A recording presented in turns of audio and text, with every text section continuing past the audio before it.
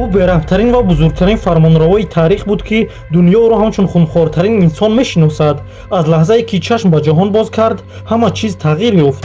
Он қадар хунрезӣ ва одамкушӣ кард, ки дар миёни мусалмонон ва масеҳиён бо номи Даҷҷол маъруф шуда буд. Он қадар бо занҳои зиёде ҳамбистар мешуд, ки гуфта мешавад 24 миллион инсонҳои замони ҳозира аз насли ӯ ҳастанд. номи аслии ӯ Темучин буд. Темучин, ки кӯдакӣ ва ҷавонии хело сахту вазнинеро дар даштҳои хушки Муғулистон паси сар карда буд, чӣ тавр муваффақ шуд, ки золимтарин ва бузургтарин фармонравои ҷаҳон шавад.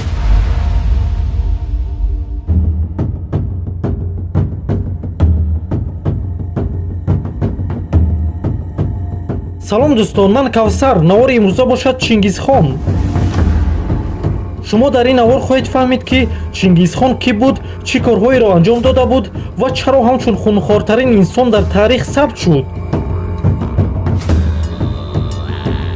дар навор лайк монда, дар комментарие аз 1 то 10 баҳо монда меравем ба тамошои навори имрӯза. ба ҳамаи шумо тамошои хубу барҳаворо таманно дорам.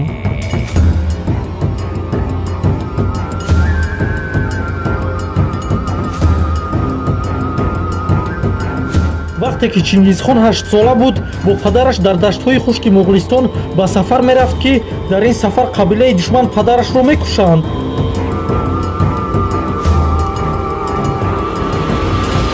баъди ин ки наздиконашон ба онҳо хиёнат карданд, маҷбур шуд ҳамроҳи хонаводааш дар ҷангал зиндагӣ кунад.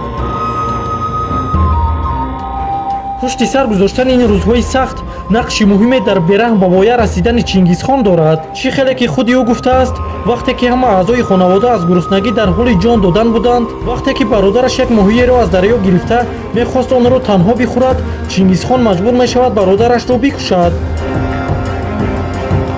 зиндагӣ дар даштҳои хушки Муғулистон хело сахт буд. Чингизхон мегуфт даврони кӯдакии сахтеро дар даштҳои хушки Муғулистон гузаронидааст.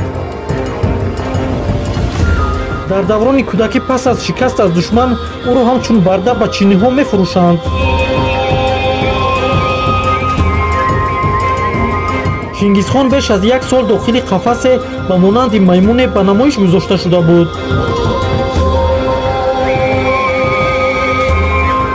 вақте ки ӯро аз гарданаш бо чӯбҳо банд карда буданд, аз дасти душман фирор мекунад. ӯ гурехта ба назди муҷассамаи будоӣ рафта талаби бахшишу озодиро мекунад. Чингизхон аз банду мушкилиҳо раҳо шуда, баъди ба воя расидан Чинро ба хок яксон карда, миллионҳо инсонро ба қатл мерасонад.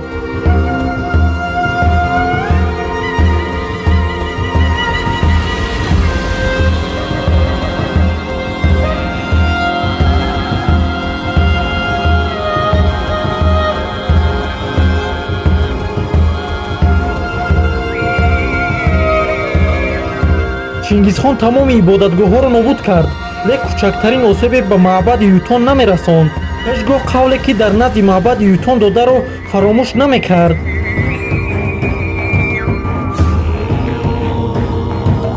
Чингизхон қавмҳои хайманишини Осиёи Марказиро муттаҳид мекард. баъд аз тасхири Чин, танҳо ҳадафи Чингизхон ин буд, ки фармонравои ҳамаи дунё шавад. Темучин ё ки Чингизхон баъдан ба самти ғарб рафт. агар дар тамоми шаҳрҳое ки ишғол мекард касе дар баробараш муқовимат мекард, барои онҳо раҳм намекард. қасам хӯрда буд ҳамаро бикушад. зан ва мард, кӯдак барои ӯ ҳеҷ фарқе надошт.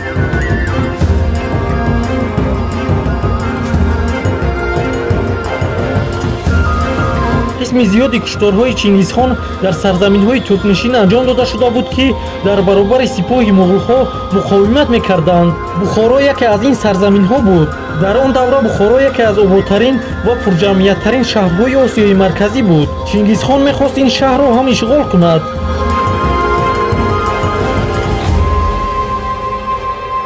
тамоми мардуми шаҳри Бухоро Чингизхонро як хунхор ва ҳамчун даҷҷол мешинохтанд ва медонистанд, ки вақте ки бо ӯ муқобилият нишон диҳем, ӯ тамоми шаҳрро ба хок яксон мекунад. бузургони шаҳр барои ҳифзи ҷони мардум ва пешгирӣ аз нобудии шаҳр ҳайятеро пеши Чингизхон фиристоданд ва аз ӯ хостанд масҷидҳоро нобуд накунад, китобҳоро насӯзонад ва мардумро аз дами теғ нагузаронад. Онҳо гуфтанд, агар Чингизхон шарташонро қабул кунад, шаҳр таслим мешавад.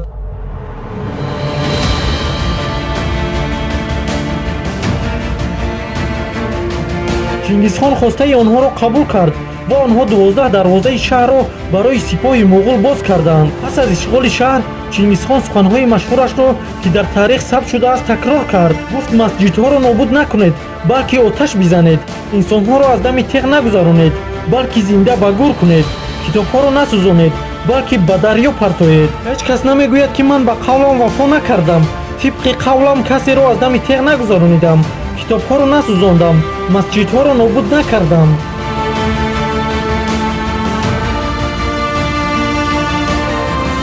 Пас аз фатҳи Бухоро дигар ҳеҷ мавҷуди зиндае намонд, чун ҳама зинда ба зинда дафн карда шуданд.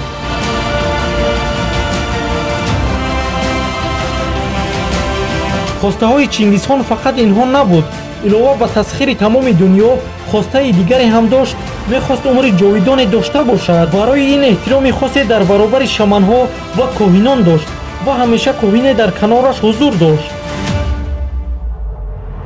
рӯзе рози ҷовидона монданро аз шамани пире пурсид. Шаман гуфт, рози ҷовидона мондан ин аст, ки бо занони зиёде ҳамбистар шавад. аз ин хотир Чингисхон ба ҳар шаҳре ки ҳамла мекард, бо занони зиёде маҷбурӣ ҳамбистар мешуд ва бо баъзеҳо ҳам издивоҷ мекард.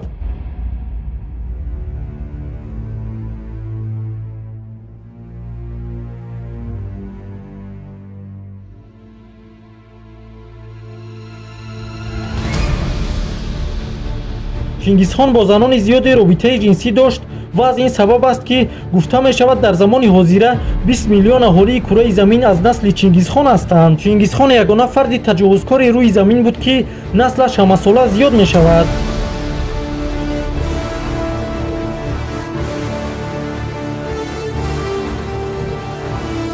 сипоҳи муғул бо ҳама хунхорию фасодкорӣ ба сӯи ғарб ҳаракат мекард ва сарзаминҳои мусалмонҳо ва масеҳиён ба як тарсу ваҳшат фурӯ рафта буданд. мусалмонҳо муғулҳоро мардуми ваҳшӣ ва бераҳм медонистанд, ки сарҳои калон, қадди кӯтоҳ, ҷисми паҳн ва чашмони танге доштанд. масеҳиён ҳам мегуфтанд, Чингисхон даҷҷоли замон ҳаст ва мехоҳад дуньёро тасарруф кунад. эҳтимолан рост ҳам мегуфтанд, чун Чингисхон дар он замон ҳудуди 11 дасти ҷамъияти замин, яъне 40 миллион инсонро кушта, нисфи дуньёро фатҳ карда буд.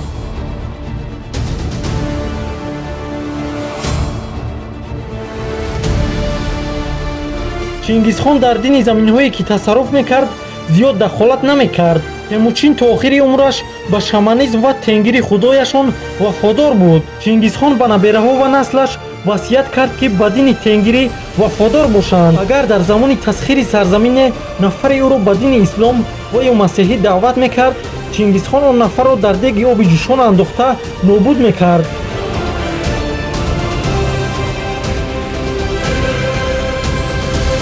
ин фармонравои қудратманд танҳо як нуқтаи заъф дошт ва то охири умраш натавонист ба тарсаш ғалаба кунад. Чингисхон аз сагҳо хело метарсид. ҳар вақт сагеро медид, фирор мекард.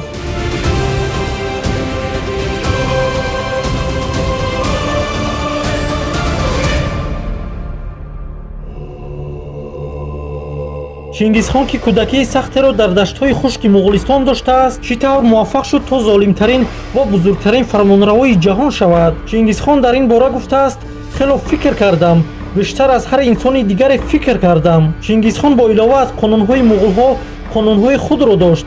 ӯ аз ин қонунҳо истифода карда тамоми сарбозону афсаронашро ҷазо медод. агар сарбозе дар майдони ҷанг хатоеро анҷом медод, сазои ӯ марг буд. мағлубҳо ҳаққи гузоштани ҳеҷ шартеро надоштанд. ҳар кас ки муқовимат мекард, кушта мешуд. сарбозони муғул агар душманеро мекуштанд, наздикони онҳоро ҳамчун каниз истифода карда, ҳар сарбоз чӣ қадаре ки мехост каниз дошта метавонист. кӯдаконе ки канизҳо ба дунё меоварданд, ба унвони фарзанд пазируфта мешуданд. агар касе байни даъвои ду нафар дастдарозӣ мекард, ҷазояш марг буд. агар касе 3 маротиба аз нафаре қарз мегирифт, ҷазояш марг буд. нафаре ки дурӯғ мегуфт, ҷазояш марг буд. агар муғуле тағйири дин мекард, ҷазояш марг буд. дар муғулҳо хӯрдани ҳар ҳайвоне ҷоиз буд. Агар касе хӯрдани гӯшти ҳайвонеро мамнӯъ эълон мекард, ҷазояш марг буд.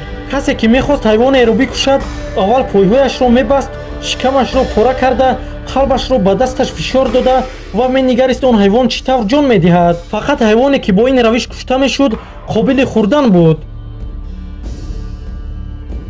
ҳар кас ки ба мусофире вар омондаи хӯрок намедод, кӯмак намекард, ҷазояш марг буд. хӯрдани шароб барои ҳамаи муғулҳо иҷозат буд. фақат дар ҷангҳо ҳар кас 3 бор метавонист сархуш ва маст бошад. агар як муғул ба эъдом маҳкум мешуд, тибқи қонуни Чингизхон он маҳкумро аз камараш ду пора карда ба даштҳои хушки Муғулистон мепартофтанд. ин қонунҳо танҳо қисмате аз қонунҳои Чингизхони муғул буд. Чингизхон яке аз ҳокимони сангдили даштҳои хушки Муғулистон буд. бар нисфи дунё ғалаба кард.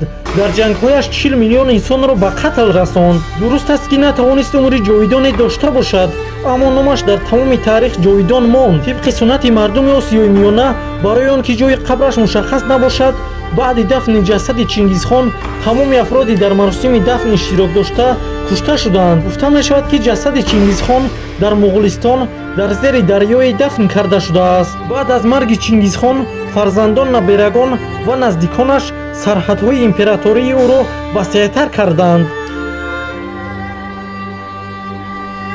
бо ҳамин қисми якуми навори имрӯзаи мо дар бораи Чингизхон ба поён мерасад. қисми дуюми навори мо дар бораи Чингизхон рӯзҳои наздик пешниҳоди шумо карда мешавад. хайр, то наворҳои баъдӣ. худоёру мададгоратон.